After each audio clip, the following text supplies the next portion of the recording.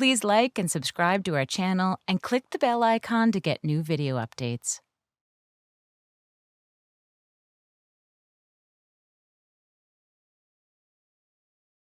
It's Thursday evening. I've just arrived from work half an hour ago, and I'm standing outside this church hall in southwest London in the suburbs, in Surbiton, actually.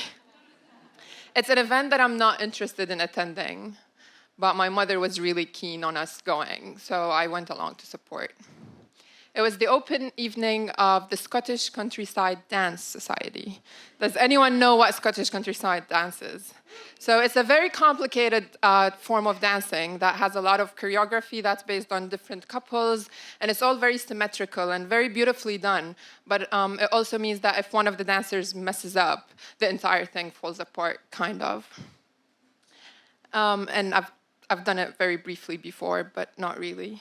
And we walk into that church hall, and I don't know if you guys know, but deep southwest of London is not really as diverse as central London is. So the average age in the room was about 65, and I walked in with my mom. And our entrance was very much noticed. My mother is my height. She's wearing jeans and a very colorful top and wearing a white headscarf on her head. And in the very British polite way, everybody tried not to stare. And everyone was very smiling. A couple of people approached us and they welcomed us into the space and they asked us to join the dances. Every single dance I or my mother took part in completely fell apart. The tea break happened, and I was like, yeah, we've got this. It's all right. People are not too staring. It's fine. And I go and I grab a cup of tea for my mom, and as I look back, I see people approaching her. She's very nervous because her English is not very good, which made the instructions of the dances not really easy for her either. So I got really worried, and I could see her nervous smile on her face, and I just paced really quickly to stand by her and be there to help her with the English. And I was just hoping that no one would ask that one specific question. But of course, everybody did. Where are you from? As a Syrian who's been living in London for 8 years, I do long the days when I would say Syria and people would stare at me very blank and think, oh, where was that again? But it's no longer the case. Now the questions come in three. Where are you from? Syria, I said. Everybody smiled and nodded, eyes getting wider and wider in curiosity. Second default question is, how long have you been here? Well, I've been here 8 years. My mom has been here for about 5. And third inevitable question is, how did you make it here? And I would explain that I was a student before the war happened, and then my brother was here, who was also a student, and we managed to bring my mom over when we were working, and we had to apply for asylum, and it's complicated, but she made it here on a plane. I would always have to reassure everyone. You see, my mom is an amazing woman. Everybody says that about their moms, probably, but she's been through a lot in her life, before and during the war. One of the many things that happened in her life was losing her job because her architectural practice was blown up by a bomb.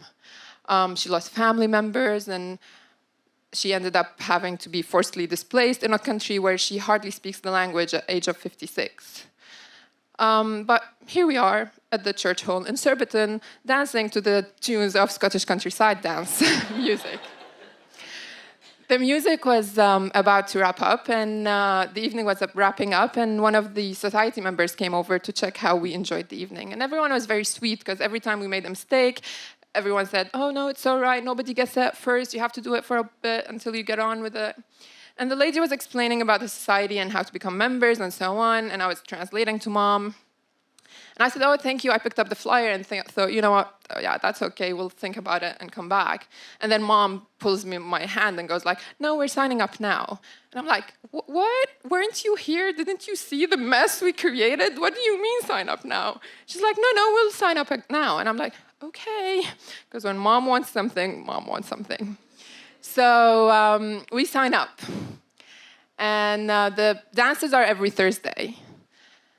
And it's been 4 months now where my mom shows up every Thursday to the dance. I try and do my best to be there for most of the Thursdays. And every time I show up in the dances, I make sure I sit out at least a couple of dances to just watch her. And just look at this woman dancing with a wide smile, messing up her steps and not caring, and just enjoying herself, holding her head up high, talking to people in her very broken English, and connecting with everyone, and making friends, and choosing to have the life she wants, no matter what. And I think to myself, if I ever turn 61 with half of her courage, I'll be so lucky. And then last week, it was my mother's birthday. We received this phone call from the head of the college where she learns English. And we're told that my mom was nominated for the best improving student in the class of English, and she is to be awarded in the ceremony at the town hall. And I'm 31, and I don't know if I will ever have kids of my own and become a parent. But you know that pride that people talk about when they have kids?